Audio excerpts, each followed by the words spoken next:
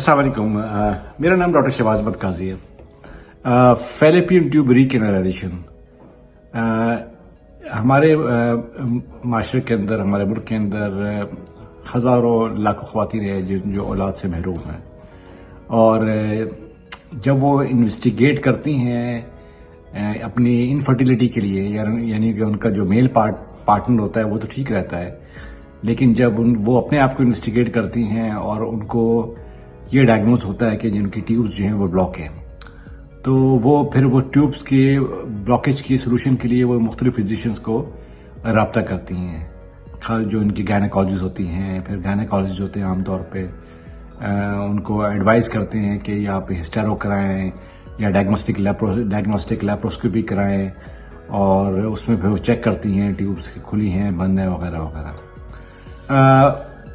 जो हमारे जो ख़वातीन हैं बेसिकली उनको उनकी नॉलेज जो है वो बहुत कम होती है। तो ये जो अवेयरनेस मैं क्रिएट कर रहा हूँ कि जब मेरे पास बहुत सारी ख़वातीन आती है तो मैं उनके साथ एक डिटेल हिस्ट्री लेता हूँ कि उनकी जो फेलिपियन ट्यूब है उसकी कोई वजह जो है, कोई कॉज तो नहीं है, क्या उनको पेल्विक इन्फ्लेमेटरी डिजीज़ या PID डिजीज़। उसमें ये होता है कि पेशेंट जो होता है हर बार उनको लोअर पेल्विक पेन होता है, उनको हिस्ट्री ऑफ डिस्चार्ज की हिस्ट्री रहती है, वो हमेशा एंटीबायोटिक्स रहती हैं, ऑन एंड ऑफ फीवर रहता है उनको, और उनकी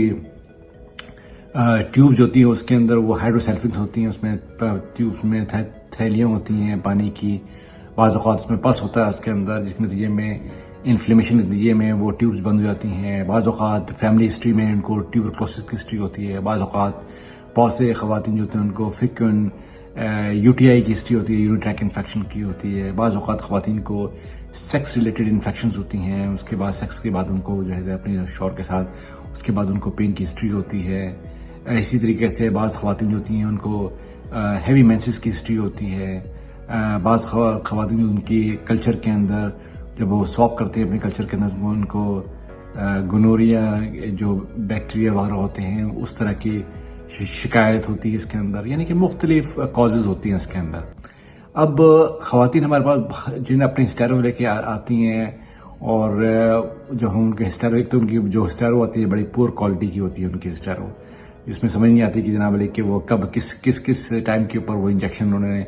इंजेक्शन दिया है, और उसके बाद वो डाई कहाँ जा रही है।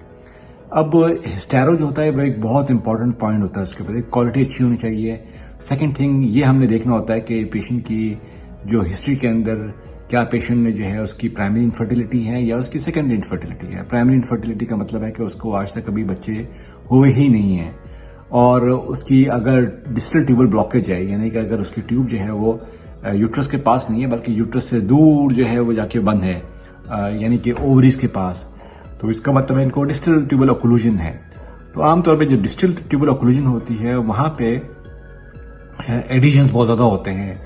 एडिशन जो होती हैं वो एक होती है झिल्ली होती है जो ओवरी को और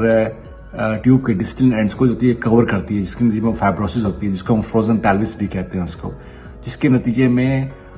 डिस्टल एंड की ट्यूब जो होती है आमतौर पे नहीं खुलती हैं। कुछ भी कर लें आप, खा वो गायनेकोलॉजिस्ट भी कुछ कर ले या जो मेरा काम है मैं भी कुछ कर लूँ, वो नहीं खुलती कुछ भी।